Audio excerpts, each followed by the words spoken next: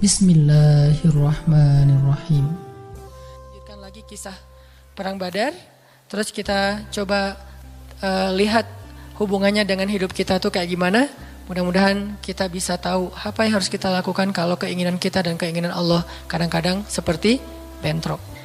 Dalam contoh sehari-hari aja. Misalnya mau main, ternyata lapangannya becek misalnya.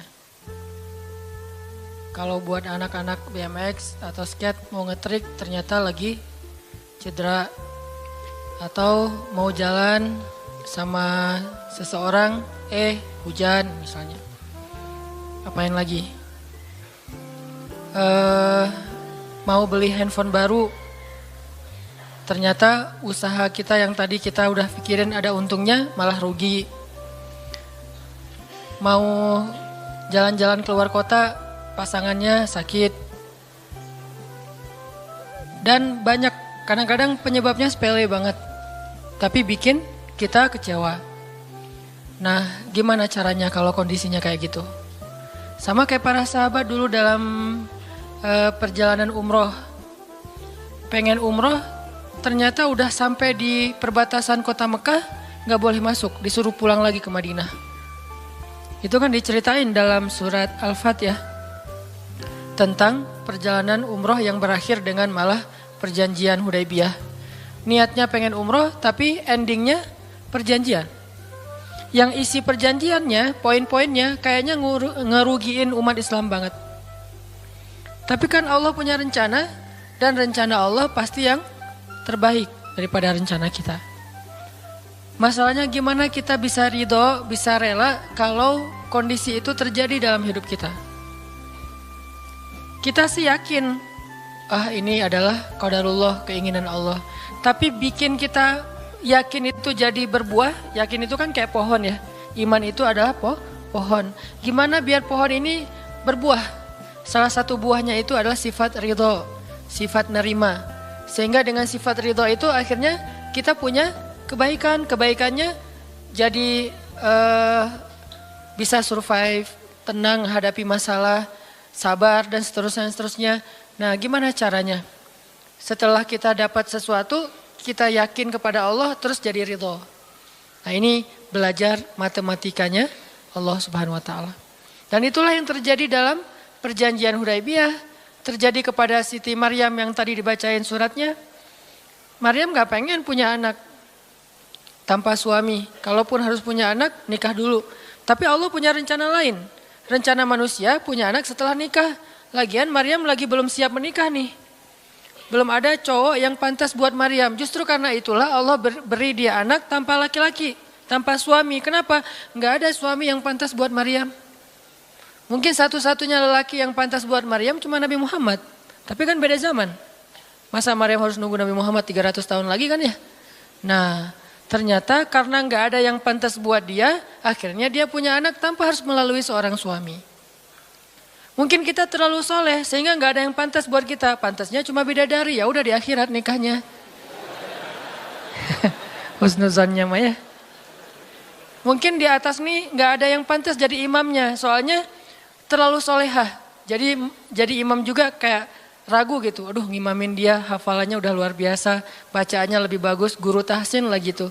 Saya baru belajar pratahsin, masa mau jadi imam seorang cewek yang guru tahsin? Karena dia terlalu keren, akhirnya gak ada yang pantas buat dia nih. Maryam kayak gitu banget. Karena terlalu keren, terlalu soleh, sampai ulama aja ragu, Maryam ini nabi atau bukan gitu. Sehingga ada dua pendapat ulama, sebagian bilang Maryam bukan nabi, orang soleh. Tapi ada ulama yang bilang Maryam itu emang nabi, satu-satunya nabi dari cewek. Satu dari 4 perempuan yang sempurna. Dan di antara 4 itu kayaknya menurut sebagian ulama Maryam nomor 1 tuh. Walaupun secara usia Asia, Maryam, Khadijah, Fatimah. Tapi Maryam itu paling keren lah. Tiba-tiba hamil, datang cowok keren, baju putih, jubah putih, auranya tuh luar biasa, pokoknya cowok paling keren aja. Sampai Maryam kaget dan berta'awuz. Inni a'udzu birrahmani minka in kunta taqiyya. Aku berlindung kepada Allah dari kamu. Ketemu cowok keren malah berlindung bukan bersyukur, coba. Duh, keren banget ya. astagfirullah, auzubillah gitu kan ya. Nih Maryam nih. Duh ceweknya keren banget. Udah lama ngelihat baru auzubillah, enggak. Dari awal auzubillah. Kenapa? Ada pasangan di sebelah gitu. Ada istrinya. Nah, Maryam langsung ta'awuz inni a'udzu birrahman minka in kunta taqiyya. Kata Jibril, cowok keren itu ternyata namanya Gabriel. Kata Gabriel, innama ana rasulu rabbik li'ahaba laki ghulaman zakiyya. Jangan takut Maryam, aku itu utusan Tuhanmu, artinya malaikat yang pengen ngasih kamu anak yang sangat suci. Kata Maryam, anna yakunu li ghulam, gimana saya akan punya anak walam yamsasni basyarun. Gak ada seorang laki-laki pun yang pernah nyentuh saya, nyentuh aja gak pernah. Walam aku baghiyya, dan saya juga tidak pernah merendahkan diri di depan laki-laki, artinya berbuat dosa. Anna yakunu li ghulam, gimana caranya saya punya anak? Kata Jibril, kadzaliki qala rabbuki huwa alayya hayyin. Itu udah kehendak Allah, kehendak Allah. Dan itu hayyin, mudah banget buat Allah Subhanahu wa taala. Sepele banget lah buat Allah. Fahamalat, tiba-tiba Maryam hamil. Fantabadat bihi makanan qasiyya. Karena Maryam malu ketahuan hamilnya, akhirnya Maryam pun pergi ke suatu tempat yang terpencil, qasiyya, Aqsa. Aqsa itu artinya tempat yang jauh. Masjidil Aqsa disebut Al-Aqsa karena dia jauh dari Masjidil Haram. Kalau Madinah kan dekat. Masjid yang paling mulia kan ada 3 itu ya, Mekah, Madinah, Palestina. Nah dia disebut Aqsa karena tempatnya jauh. Makanan qasiyya, tempat yang sangat jauh, terpencil, nggak ada siapa-siapa. Fantabadat bihi makanan qasiyya. Fa'aja ahal makhadu. Tiba-tiba dia udah harus ngelahirin setelah sekian bulan, mungkin 9 bulan. Qalat, dia bersandar di sebuah pohon, kemudian dia berkata, ya laitani mittu qabla hadza wa kuntu nasyam mansiya. Dia kayak orang menyampaikan satu bentuk kalimat sedih, kayak kalau bahasa sederhananya kayak ngeluh gitu. Ya laitani mittu qabla hadza, aduhai seandainya aku mati aja daripada harus menanggung malu kayak gini. Maryam itu kan pemalu banget. Mahkota sifat malu itu dipakai banget sama Maryam. Makanya ketahuan hamil nggak punya suami, itu buat Maryam pukulan paling luar biasa, telak banget. Walaupun dia nggak berbuat dosa, tapi tetap aja orang kan ngata-ngatain dia. Ditambah lagi Bani Israel, tahu sendiri kan Bani Israel suka banget viralin fitnah. Ada apa? Viral langsung di Bani Israel teh. Maryam hamil di luar nikah, viral. Semua orang ngomongin mana Maryam. Terus rumahnya tuh dilemparin batu karena dianggap sebagai pembawa sial bagi Bani Israel. Dasar Maryam ngaku-ngakunya suci, sok suci segala macam. Sehingga Maryam bilang, ya laitani mittu qabla hadza. Aduhai seandainya saya mati aja sebelum ini terjadi pada saya. Sehingga saya menjadi orang yang tidak pernah dibicarakan oleh siapapun. Sedih. Berarti pengennya Maryam beda dengan pengennya Allah. Secara emosional, secara manusiawi, secara fitrah ada penolakan dan itu manusiawi. Maryam menolak. Begitu juga sahabat Muhajirin. Wa inna fariqam minkum lakarihun. Minhum lakarihun. Walaupun sebagian kalian itu dalam keadaan karih, menolak, enggak suka. Emangnya kita mau nerima musibah? Pasti kita nolak kan secara spontan, fitrah, manusiawi, nolak. Ya laitani mittu qabla hadza wa kuntu nasyan mansiya. Aduhai seandainya aku mati aja sebelum kejadian ini terjadi padaku, sehingga enggak ada orang yang ngomongin tentang aku. Jadi enggak ada trending topik tentang Maryam waktu itu. Dia berharap kayak gitu. Semua berita buka channel mana aja Maryam. Asal buka Instagram yang muncul duluan di home tuh Maryam. Viral banget, semua orang ngomongin Maryam. Sehingga Maryam bayangin, semua orang ngomongin kita se-Indonesia. Karena emang sebelumnya kan Maryam memang selebgram banget kan. Semua orang pengen nge-following Maryam. Jangankan yang cewek-cewek, yang cowok juga pengen nge-following Maryam. Cuman gak ada yang pantas. Semuanya kagum sama Maryam, respect. Tiba-tiba berubah. Kalau gak naik, jatuh kan gak berasa nih. Kita gak naik jatuh, paling keseleo dikit. Tapi kalau naiknya udah terlalu tinggi jatuh, kan lebih sakit nih. Maryam tuh naiknya udah terlalu tinggi. Saking tingginya sampai Nabi menyebut dia satu di antara 4 yang sempurna di muka bumi. Gak ada perempuan yang sempurna kecuali 4 itu. Itu benar-benar dipuja-puja tuh Maryam. Pengen punya anak nanti namanya Maryam. pengen punya istri kayak Maryam, pengen punya ibu kayak Maryam. Pokoknya Maryam itu idola banget tuh di zaman tersebut. Bani Israel kalau suka lebaynya luar biasa, kalau benci, wah noraknya juga luar biasa. Itu Bani Israel. Berlebihan gitu. Kalau suka habis-habisan sampai dijadikan Tuhan kan dulu mereka pernah mengangkat seorang laki-laki yang soleh jadi Tuhan. Namanya Uzair. Namanya Uzair. Disebut sebagai anak Tuhan. Kemudian juga Isa juga gitu. Bani Israel tuh luar biasa kalau suka. Kalau benci, wah habis-habisan juga tuh dijelek-jelekin. Kayak mereka ngejelek-jelekin Musa, Harun. Kalau Harun gak terlalu sih Musa. Kayak mereka ngejelek-jelekin Nabi, malaikat apa? Malaikat Jibril. Kan Bani Israel paling gak suka sama Jibril ya. Jadi gak ada orang Yahudi nama anaknya Gabriel tuh gak ada. Rata-rata nama anaknya Michael. Karena mereka senang banget sama Mikail, gak suka sama Jibril. Kenapa? Jibril itu kalau turun pasti bawa perintah. Wahyu kan? Jibril mah hese, bawa perintah wae gitu. Bawel Jibril menurut mereka. Kalau Mikail keren, bawa rezeki, bawa rahmat, bawa apa. Sehingga mereka senangnya sama Mikail. Dibikinlah film Jin versus Gabriel. Malah nggak yang baik itu waktu itu Jin. Kan banyak tuh film-film kayak gitu tuh. Itu memang dari dulu kayak gitu. Nah Maryam naik tinggi, dipuja-puja semua orang. Maryam, kalau ketemu Maryam, fall back dong gitu-gitu pada. Wah pokoknya heboh aja sama Maryam. Tiba-tiba ada kasus, Maryam kan jatuhnya dalam banget. Sehingga Maryam tuh nggak siap perasaannya. Bukan karena dia sombong dan senang dipuja. Tapi memang dia orang yang selama ini nggak melakukan kesalahan apapun. Tiba-tiba dihadapkan dengan tuduhan yang sangat-sangat menyedihkan. Mirip dengan yang dialamin oleh Aisyah dituduh selingkuh. Orang sekelas Aisyah dituduh selingkuh kan berat banget. Kita aja dituduh macam-macam udah wah sedih kan, apalagi Aisyah. Sekelas Aisyah yang terjaga dituduh selingkuh. Maryam terjaga dituduh selingkuh. Ternyata diam-diam Maryam banyak banget ada versi gosip dia melakukannya dengan rahib. Ada gosip melakukannya sesama murid di Al-Aqsa. Ada gosip melakukan dengan Zakaria. Banyak gosip. Berat banget buat Maryam. Sehingga Maryam mengatakan, ya laitani mittu qabla hadza wa kuntu nasyan mansiya. Aduhai seandainya aku mati aja. Aduhai seandainya dulu aku gak bikin akun Instagram. Pasti gak akan jadi apa-apa gitu. Nyesel udah punya akun. Udah gitu banyak lagi yang ngomongin. Akhirnya turun ayat. Turun lagi Jibril. Turun malaikat. Fanadaha min tahtiha alla tahzani qad ja'ala rabbuki tahtaki sariya. Dipanggillah Maryam oleh malaikat itu. Ya Maryam, la tahzani. Kalau Abu Bakar, la tahzan. Kalau Maryam, la tahzani. Dua orang yang disebutkan kalimat la tahzan di dalam Al-Quran. La tahzan, innallaha ma'ana. Siapa? Abu Bakar. Kalau Maryam, la tahzani, qad ja'ala rabbuki tahtaki sariya. Jangan sedih wahai Maryam, gak usah khawatir. Allah udah memunculkan mata air di bawah kakimu. Artinya Allah yang akan merawat kamu. Allah yang akan ngebelain kamu. Allah yang akan deketin kamu. Allah bersama kamu wahai Maryam. Apa pelajarannya di sini teman-teman? Ketika Allah menggunakan logikanya yang kita tidak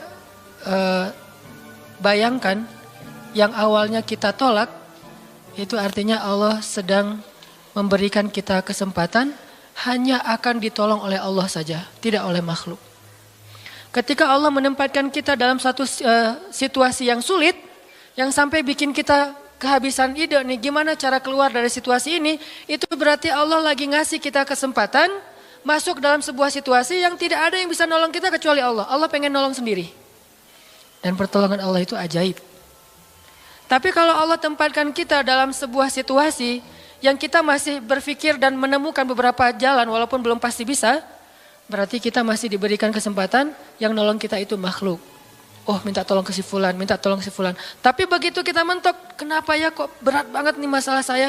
Berarti Allah lagi menempatkan kita di sebuah situasi yang Allah sendiri yang akan menolong kita. Itulah perang Badar, itulah perang Ahzab. Itulah Hudaybiyah, itulah Maryam, itulah banyak kisah kayak gitu. Situasi yang kayak udah mentok banget, yang gak pernah kita bayangkan, yang kita awalnya pasti nolak secara spontan, berarti Allah lagi nempatin kita di sebuah situasi yang Allah pengen men-treat kita langsung sendiri, gak mau pakai yang lain. Qad ja'ala rabbuki tahtaki sariyya. Allah sendiri yang akan memunculkan mata air di bawah kakimu wahai Maryam. Ayub juga kayak gitu. Semua dokter datang habis uang Ayub untuk biaya dokter tapi nggak sembuh. Kenapa? Allah nggak pengen kesembuhannya dengan cara-cara yang kebayang oleh Ayub. Allah nggak pengen kita dapat jodoh dengan cara yang kebayang oleh kita. Reunian, stalking Instagram, salah ngambil kebab. Pokoknya yang kebayang sama kita itu nggak akan. Kenapa? Allah pengen ngasih kita cara yang cuman Allah sendiri yang tahu dan itu surprise. Dan itu istimewa banget. Apa itu? Kalau saya tahu berarti bukan surprise kan? Tunggu aja, masing-masing punya rahasia sendiri-sendiri. Dan ini yang bikin kita terus berharap. Sehingga Maryam tiba-tiba ngelihat di bawah kakinya sama Isa udah ada mata air. Minumlah dari mata air itu. Terus kata Allah, wa huzzi ilaiki bijid'in nakhlah tusaqit alaiki rutban janiyya. Ya Maryam, goyangkan pohon kurma yang ada di sebelahmu. Kan dia tadi bersandar di pohon kurma pas ngelahirin. Terus disuruh goyangin tuh pohon kurma. Saya pernah bilang, bayangin gimana seorang perempuan yang baru ngelahirin, yang lagi lemah disuruh goyangin pohon korma. Pohon korma itu ukuran diameternya sebesar meja ini nih. Lebih besar daripada diameter pohon kelapa. Bayangin, ngegoyang pohon korma sebesar ini, seorang perempuan, goyang gak tuh pohon? Gak bakal, laki-laki aja gak goyang, apalagi sendiri. 10 orang laki-laki aja ngegoyang pohon korma segede ini, belum tentu goyang. Goyang aja enggak, apalagi sampai ngejatuhin buah korma. Kalau buah korma yang udah tua jatuh masih mending, ini yang muda jatuhnya tuh. Berarti kan goyangnya lumayan tuh. Berapa skala Richter ya?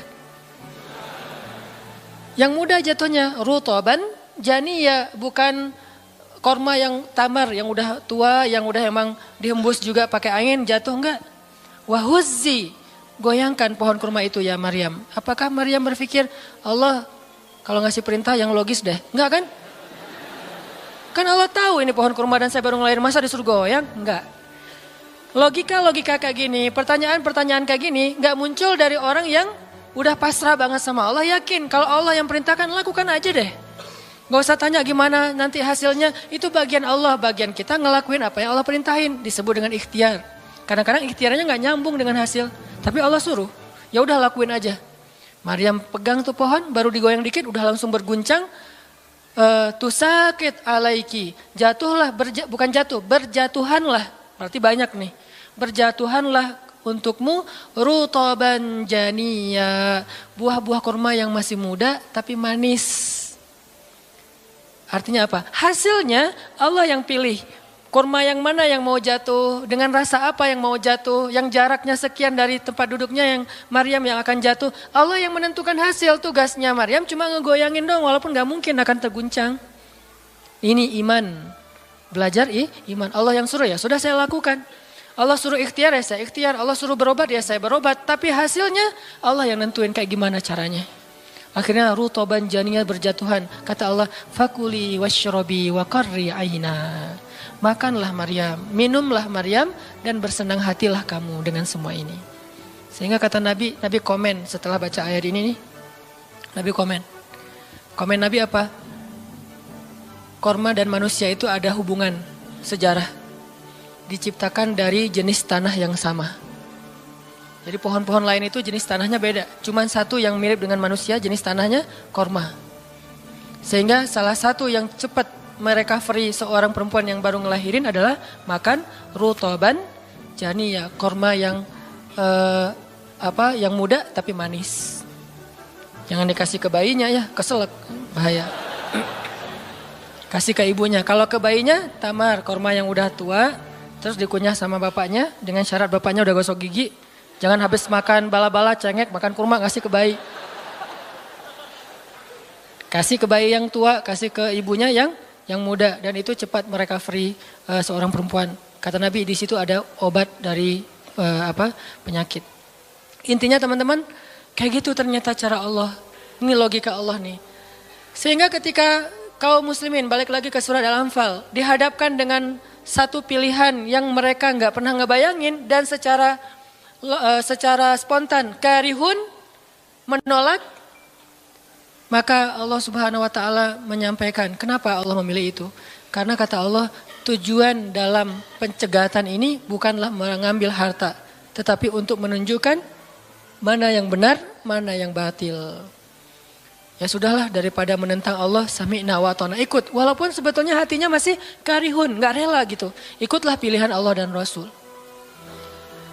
Mereka pun ganti rute, dari yang tadi rute mau mencegat Abu Sufyan, sekarang rute kepada Abu Jahal.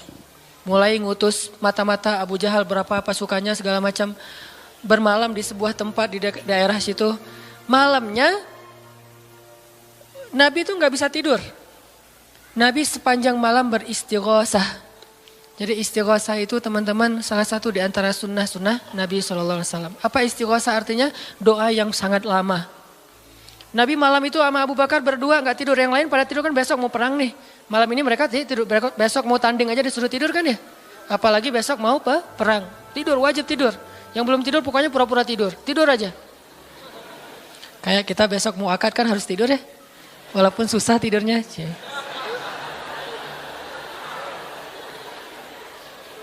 Pokoknya kalau mau akad gak bisa tidur teman-teman. Ngapain? Ngafal aja, saya terima kok. Nanti takut salah saya tolak kan bahaya. Udah diizinin sama calon mertua masih ditolak. Nah malamnya pada tidur kecuali 2 orang. Rasul sama Abu Bakar. Selalu berdua orang ini nih pokoknya soulmate banget. Direkam soulmate-nya di Al-Quran. Rasul beristighosah, doa yang sangat khusyuk. Berharap banget, panjang lagi doanya sepanjang malam. Sampai Nabi mengangkat kedua tangannya itu gak gini, tapi gini. Pernah gak doa kayak gini? Nah makanya masih sendiri ya. Coba istighosah, ya Allah.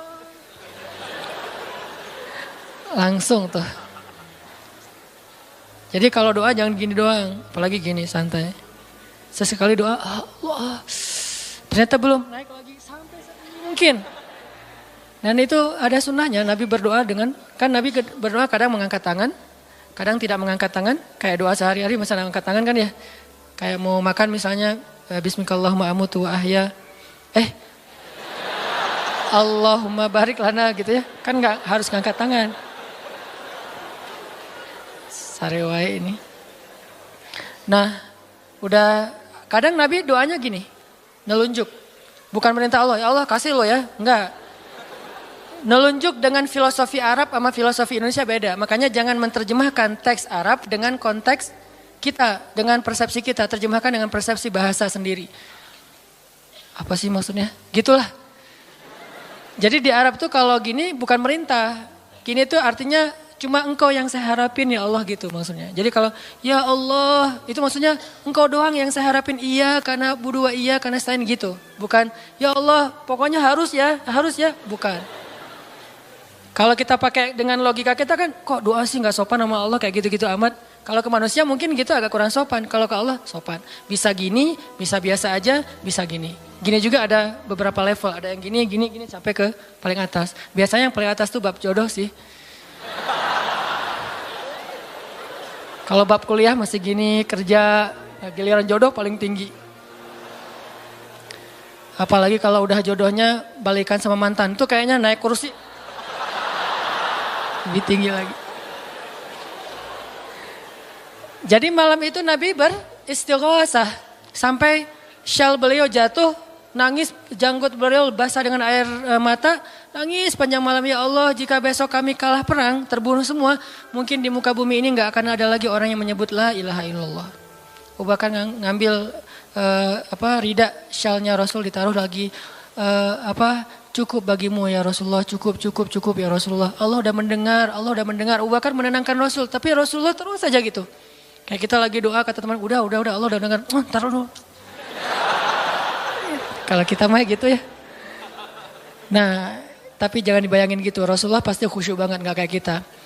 Udah selesai berdoa, pagi-pagi sahabat riuh. Innalillah gitu. Kalau kita kan innalillah pasti ada yang meninggal ya. Siapa yang meninggal? Enggak, innalillah itu musibah, enggak harus selalu orang meninggal. Ya Rasulullah maafkan kami. Kenapa? Ternyata sebagian para sahabat malam itu digoda oleh syaitan sehingga semua pada mimpi basah, maaf. Tapi kayak gitu emang sejarahnya. Bukan semua, sebagian besarnya mimpi basah. Sehingga pas bangun Mereka dalam keadaan junub, kotor, tidak suci, tapi nggak ada air. Untuk wudhu aja kurang, apalagi untuk mandi. Dan mandi junub kan harus semuanya. Sedangkan besok mereka mau berperang melawan musuh dalam keadaan tidak suci. Ini kayak pertanda buruk gitu. Dan mereka merasa mentalnya makin drop. Tiba-tiba Allah beri ketenangan buat mereka. Turun air hujan. Malam itu hujan turun. Hujannya hujan lokal lagi. Camp kaum muslimin hujan. Camp orang kafir enggak? Hujan. Nyebrang-nyebrang. Hujan enggak. Yang namanya di Indonesia gitu. Di camp kaum muslimin hujan, di campnya orang kafir enggak hujan. Akhirnya pada mandi, alhamdulillah, Allah Akbar. Itu nanti ada ayatnya setelah itu, coba nanti baca lagi halaman kedua. Ketika ada adegan hujan segala macam, itu ceritanya kayak gitu. Akhirnya makin mantap, alhamdulillah bisa mandi, wudhu, minum. Baru mereka yakin bahwa ini adalah benar-benar perintah Allah. Nah hidup kita tuh kalau kita ngejalanin hal-hal kayak gini, kita bakalan kayak lagi jalan bareng Allah. Sehingga nanti kita akan banyak ngelihat keajaiban-keajaiban Allah. Kalau kita nggak pernah masuk dalam situasi ini, kita tuh kenal Allah cuma dari kata orang, nggak pernah jalan bareng. Kita kayak kenal seseorang, tapi kata teman kita, cuma lihat postingannya doang, tapi nggak pernah jalan bareng, jadi nggak kenal dekat gitu, dan nggak akan dapat feel. Begitu juga kita kenal Allah. Kalau kita kenal Allah hanya dalam situasi normal, wajar, nyaman, berarti kita kenal Allahnya cuma dari katanya, cenah. Nggak pernah ngalamin sendiri. Begitu kita dihadapkan dengan situasi kayak gini, berarti kita lagi diajak Allah jalan bareng. Yuk jalan bareng saya, siap ya Allah. Banyak kejutan-kejutan, banyak yang bikin kita kaget. Kenapa? Karena kita jalannya dengan zat yang maha kuasa. Dia akan tunjukin kekuasaan-kekuasaannya. Dan kekuasaan Allah yang paling luar biasa ditunjukin justru dalam kesulitan. Kalau dalam normal nggak luar biasa namanya. Kayak kita sama teman kita, dia ngasih kita hadiah atau pinjam duit 100.000 pas kita lagi awal bulan, kan biasa aja ya. Coba kalau dia pinjemin duit 50.000 pas akhir bulan, kan luar biasa kan. Jadi makin kita sulit, Allah tunjukin kekuasaannya, di situ kita makin lihat gimana kita tuh bergantung banget sama Allah. Emang Allah bikin skenarionya kayak gitu. Sehingga kalau kita teman-teman dihadapkan atau dikondisikan sama Allah dalam suatu keadaan yang kita nggak siap, yang kita nolak, yang kita berontak, tapi di sisi yang lain kita yakin ini ketentuan Allah, belajar meyakini, oh Allah lagi ngajak saya jalan nih. Allah lagi ngajak saya jalan, biar lebih kenal sama Allah. Biar Allah nunjukin langsung. Satu, kedua niatin juga, oh Allah pengen memperlakukan saya khusus, nggak mau pakai yang lain, berdua aja biar Allah yang menolong saya. Karena udah nggak bisa ngarap siapa-siapa. Akhirnya kaum muslimin pun melakukan peperangan Badar, duel dulu nih. Jadi ada kayak tarung dulu 3 orang dari kaum muslimin, 3 orang dari orang kafir. Tarung salah satunya jagoannya Nabi, kesayangan dan kebanggaan Nabi banget, anak muda yang bernama Ali bin Abi Thalib. Ali maju, kalah musuh, terkapar 3-3-nya mati. Kaum muslimin bertakbir, ahadun ahad. Yel-yel yang dipakai oleh Bilal dulu di Mekah dipakai oleh kaum muslimin. Menanglah perang Badar. Dan dalam peperangan itu Allah tunjukkan yang luar biasa, kaum muslimin ditolong oleh makhluk yang turun dari langit berbondong-bondong, terbang menyambar dengan pakai ikat kepala berwarna hijau. Malaikat. Jadi ada khusus malaikat yang tugasnya sebagai malaikat militer. Ini malaikat angkatan udara nih. Malaikat militer. Kalau yang tadi kan di Maryam angkatan darat. Jadi ngasih korma segala macam. Ini angkatan udara. Nyambar dari atas, bayangin. Kaum muslimin lagi perang, tiba-tiba serangan udara kan luar biasa tuh. Dan ini pertolongannya munculnya kenapa? Karena kaum muslimin memilih pilihan Allah. Menggunakan logika Allah. Di logika itu, di jalan itu, di kondisi itu, Allah bakalan nunjukin banyak keajaiban. Kalau kita pengen lihat keajaiban, belajarlah untuk bersabar kalau kita tiba-tiba berada dalam kondisi kayak gitu. Kalau enggak, kita enggak akan pernah ngelihat keajaiban dan kebesaran Allah. Tiba-tiba datang malaikat nyamber, terus pergi lagi, nyamber lagi. Itu berbondong-bondong tuh, ribuan malaikat. Ngapain sih kok banyak banget ribuan malaikat? Sebetulnya satu malaikat juga ngehembus kan habis tuh orang kafir ya. Ya apaan sih orang-orang, habis kan ya. Gampang kan buat malaikat, kenapa sampai ribuan? Kata Allah alasannya bukan untuk ngancurin orang kafir. Alasannya untuk meneguhkan orang beriman. Jadi Allah kirim banyak tujuannya untuk meneguhkan orang beriman. Sehingga bertambahlah keyakinan mereka kepada Allah Subhanahu wa taala. Kita aja yang memang tidak diberikan kesempatan bisa ngelihat malaikat, tapi malaikat itu nolongin kita. Terutama nolongin teman-teman yang masih fisabilillah. Itu Allah, malaikat dekat banget sama mereka. Saya udah gak tega nyebutnya. Udah lama kan saya gak menggunakan kata itu ya. Gak tega juga lama-lama. Teman-teman yang masih sendiri, yang masih dalam penantian, malaikat itu kalian gak sendiri, ada malaikat di sebelah. Malaikat juga kasihan sama kita. Kita aja yang nggak ngelihat. Ada malaikat. Kenapa di sini? Saya khusus ditugaskan nemenin orang-orang kayak kamu dan teman-teman kamu. Oh ya, malaikat yang khusus nemenin yang berstatus J tadi. Ada hadisnya Ustadz? Nggak ada sih. Tapi yakinlah bahwa malaikat itu diutus untuk menolong orang-orang yang sabar. Status sabar kan bisa status masalah tadi, bisa masalah rezeki, bisa masalah sakit. Pokoknya ada malaikat aja yang nolongin mereka. Ngedoain mereka, berselawat untuk mereka, memberikan naungan rahmat untuk mereka. Pokoknya banyak tuh. Apalagi para sahabat yang tadi mau memilih pilihan Allah walaupun awalnya nolak, karihun. Karena udah milih pilihan Allah, Allah berikan pertolongan yang luar biasa. Mungkin kalau tadi mereka maksain pilihan sendiri, bisa jadi dua-duanya gak dapat. Abu Jahal gak dapat, Abu Sufyan gak dapat apa-apa. Untungnya mereka bersabar memilih pilihan Allah. Itulah hidup. Makanya teman-teman, kalau pas kita dapat satu musibah atau satu masalah, satu ujian, kehilangan sesuatu, itu berarti kita dikasih kesempatan untuk ngedapetin sesuatu yang lebih baik. Gimana caranya? Berhusnuzon kepada Allah. Karena kata Allah, Ana indah dhanni abdi bi, aku tergantung prasangka hambaku kepadaku. Berarti kalau kita misalnya lagi dapat masalah, terus kita berhusnuzon, oh Allah pengen ngasih yang lebih baik. Itu Allah berarti kayak gitu. Kan kesempatan kan? Kenapa kita malah gunain kesempatan itu untuk bersuuzon? Kenalah kita dengan apa yang kita persangkakan. Aku tergantung prasangka hambaku kepadaku. Pas ada musibah kehilangan sesuatu, oh mungkin memang Allah pengen ngasih saya yang lebih baik dari ini. Ini kan udah lama saya pakai ini, udah 2 tahun, 3 tahun, pengen diganti sama Allah. Itu gitu banget Allah tuh sama kita. Terus kenapa kita gak mau berprasangka baik kalau kayak gitu? Masalah yakin. Kalau kita malah pas dikasih musibah kehilangan sesuatu bilang, apa lagi maunya Allah, kayaknya Allah gak senang dengan saya taubat nih. Maka Allah juga akan memperlakukan kita kayak kita prasangkain. Makanya kalau kita dapat musibah, ujian, itu berarti kita dikasih kesempatan untuk memikirkan sesuatu yang baik yang akan Allah kabulkan.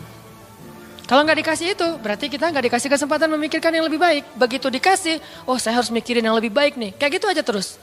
Apapun musibahnya. Termasuk yang tadi gagal dalam hubungan, diputusin atau ditolak. Kita mikirin, oh berarti Allah mau ngasih yang lebih baik dari dia. Ternyata tetap ujung-ujungnya dia juga. Kok bisa? Oh berarti dia diperbaiki sama Allah. Dibuat lebih baik, dibuat lebih soleh, lebih pantas, baru bareng dengan kita. Coba kalau nggak dibuat lebih soleh udah langsung jadian. Kan bisa bahaya juga buat kita. Stres juga kan mikirnya ya. Makanya Nabi mengatakan, sebaik-baik perhiasan adalah istri yang soleha. Itu benar-benar menyenangkan hati. Kebahagiaan bagi laki-laki itu adalah memiliki seorang istri yang soleha. Istri yang soleha itu bukan cuman istri yang hafal Qur'annya banyak, yang hafal hadisnya bukan wawasan. Istri yang soleha itu istri yang akhlaknya baik. Yang kalau kita ngelihat dia langsung bahagia. Jadi pulang ke rumah itu gak pernah nyetel TV. Kenapa papa gak pernah lihat TV? Kan lihat mama. Ya. Yang lama nonton TV, pasti ini nggak nyaman ngelihat istrinya nih. Jadi kalau sampai rumah bikin kopi, duduk di tengah ruangan, lihat istri lalu lalang gitu. Pak, TV-nya di situ, ngapain ke sana, kemana mama pergi? Itulah hiburan buat papa. Berat juga Pernah nggak ngomong kayak gitu? Belum. Gimana mau ngomong, nggak ada orangnya ya. Nanti kalau udah ada gitu tuh. Makanya saya jarang nonton TV, sering nonton YouTube soalnya. Nah ini ya teman-teman. Jadi kita berprasangka begitu dikasih musibah, oh berarti Allah pengen ngasih yang lebih baik. yang terbaik deh yang kita prasangkain. Karena Allah akan kayak gitu banget. Inilah rahasia matematika Allah yang Allah berlakukan kepada Ahlu Badar, yang Allah berlakukan kepada para sahabat yang berjanjian Hudaybiyah, Bai'atul Ridwan, yang Allah berlakukan kepada Siti Hajar, Maryam, dan banyak lagi kisah-kisah yang benar yang disebutkan di dalam Al-Quran. Mudah-mudahan nambah yakin kita bukan minta musibah, tapi emang itu fitrah kehidupan manusia. Udah kayak gitu sunatullah, semua yang hidup pasti dikasih ujian. Jangankan orang biasa, jangankan orang beriman, orang biasa aja dikasih ujian, apalagi beriman. Beriman itu pasti dikasih ujian sama Allah. Cuman karena ujian itulah Allah memperlakukannya lebih istimewa daripada orang lain. Jadi siapa orang yang paling istimewa di mata Allah? Yang paling banyak diuji.